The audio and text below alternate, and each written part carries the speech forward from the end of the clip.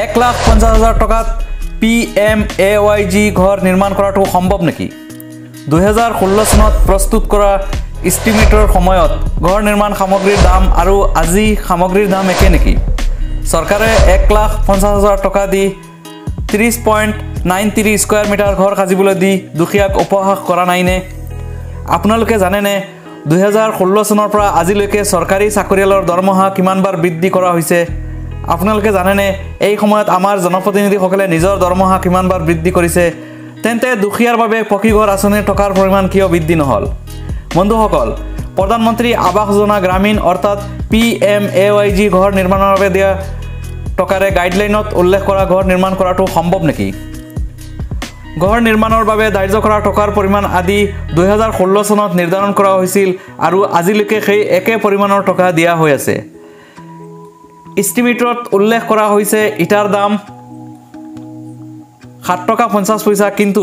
বৰ্তমান ইটাৰ দাম 13 টকাৰ পৰা 15 টকা এষ্টিমেটত উল্লেখ কৰা হৈছে সিমেন্ট প্ৰতি বেগৰ দাম 380 টকা কিন্তু বৰ্তমান সিমেন্ট প্ৰতি বেগৰ দাম 460 টকাৰ পৰা 500 টকালৈকে এষ্টিমেটৰ সময়ত ৰডৰ কুইণ্টেল আছিল 4,300 টকা কিন্তু বৰ্তমান ৰডৰ দাম 7,000 টকাৰ ওপৰত বালিৰ দামো বহুতো বৃদ্ধি পালে পাথৰৰ দামো বহুতো বৃদ্ধি পালে কাঠৰ দামো বৃদ্ধি পালে টিনৰ দামো বৃদ্ধি পালে কিন্তু বৃদ্ধি নহল দুখীয়াৰ বাবে দিয়া ঘৰৰ টকাৰ পৰিমাণ দুখীয়াৰ হয় মাত মাতিবলৈ কোনো নাই কোনো মিডিয়াত আজিলৈকে এইটো বিষয় লৈ টক শো হোৱা দেখা নাই কিন্তু আপুনি আমি এই বিষয়ে গণজাগৰণৰ সৃষ্টি কৰিব লাগিব আহক আমি সকলোৱে ভাৰতৰ প্ৰধানমন্ত্ৰীলৈ সকলোৱে এখন কৈ লেটাৰ লিখো এইটো দাবী জনাই যে PMAYGৰ ঘৰৰ টকাৰ পৰিমাণ বৃদ্ধি কৰিব লাগে এয়া আপোনালোকৰ সন্মুখত এষ্টিমেটখন মেলি ধৰিছো এখন ওপৰৰ পৰা চাই যাওক cost estimate of PMAYG house for the plain area type design 1 house with wooden roof trusses যিখন আমাৰ প্লেন এৰিয়াৰ কাৰণে দিয়া হৈছে অসমক মোট 5টা জোনত ভাগ কৰা হৈছে এই 5টা জোনৰ এটা হল টাইপ ডিজাইন 1 যেটো প্লেন এৰিয়াত পাহাৰ এৰিয়াত বা যত ফ্লাড নহয় তেনে এৰিয়াৰ বাবে এইটো ঘৰৰ ডিজাইন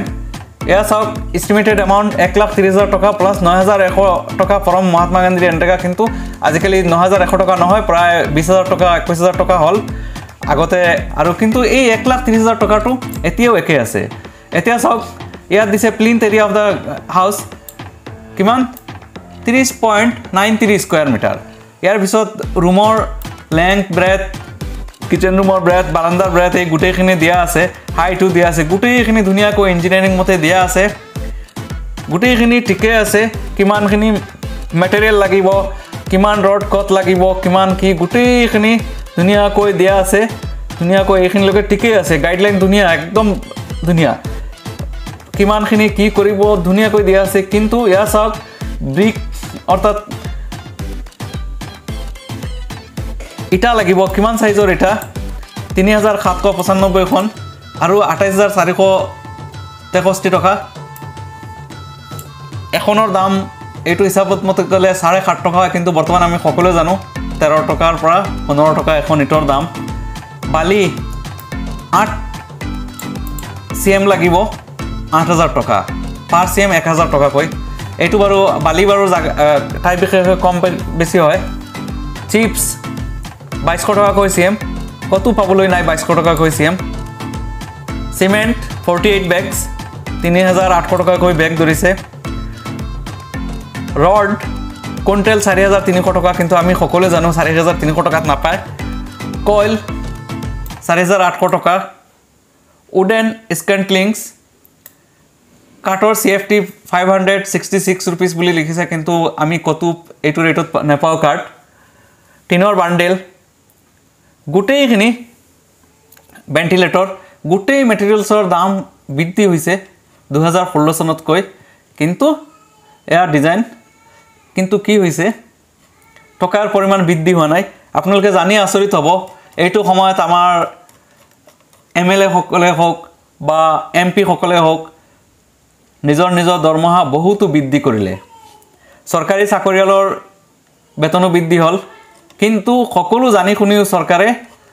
এই টকা বৃদ্ধি কৰা নাই এতিয়ালৈকে